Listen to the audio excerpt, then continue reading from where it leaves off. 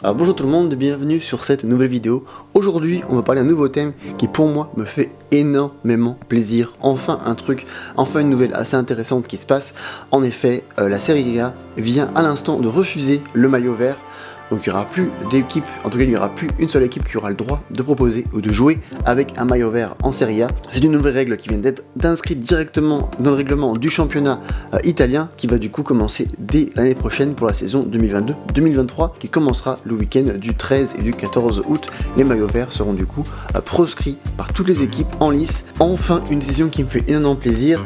Il faut savoir que ce nouveau dress code pour quiconque souhaiterait entrer en Serie A, il n'épargne personne, aussi bien aux habitués comme aux petits nouveaux, des irréguliers ou aux prochains occupants. Pour moi ça fait vraiment plaisir, on va en parler juste après, mais bon juste en termes d'introduction, voilà, après plusieurs bruits un petit peu voilà, dans les couloirs, un peu qui y avait plus des rumeurs qu'autre chose, et bah du coup c'est enfin officiel, la Serie A vient du coup d'interdire tout ça, et c'est directement marqué directement dans le code à l'article 2, paragraphe 1, il est interdit de porter des maillots verts pour les joueurs de champ. Voilà, c'est très clair.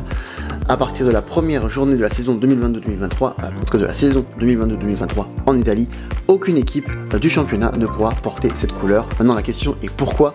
C'est assez simple, savoir que moi personnellement avant j'avais des problèmes de yeux un petit peu, donc voir les joueurs qui portaient un maillot vert sur le terrain quand t'es tout au fond du gradin, c'est un peu la galère à voir. Donc la première, c'est pour faire vraiment la différence entre les joueurs et la couleur de la pelouse. Donc ça c'est la première raison. Dans un passé récent, nous avons en effet remarqué que ces effets étaient de plus en plus fréquents et prononcés. C'était un problème pour les téléspectateurs.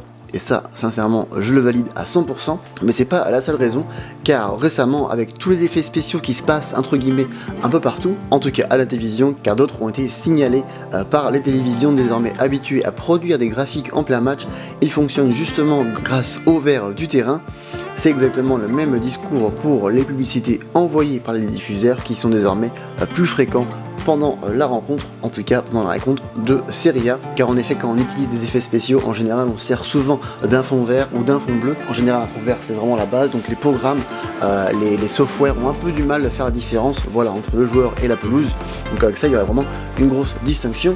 Donc ça, pareil, en faisant des vidéos on le sait un petit peu, et après une autre raison, en plus de ça, qui aurait été ajoutée, en tout cas comme le dit cet article de la presse milanaise, selon elle les maillots verts ont posé dans le passé quelques problèmes aux arbitres, notamment ceux qui s'occupent de l'assistance vidéo.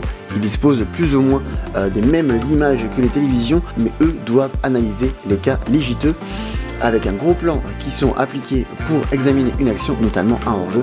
Les images finissent par être un peu plus floues et cette confusion peut créer de l'incertitude.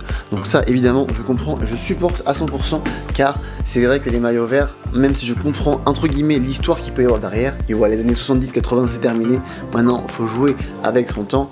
Aujourd'hui, on se sert des effets spéciaux, on regarde des matchs de plus en plus loin, donc c'est vrai que voir des joueurs avec un maillot vert, ça peut être assez dur à voir.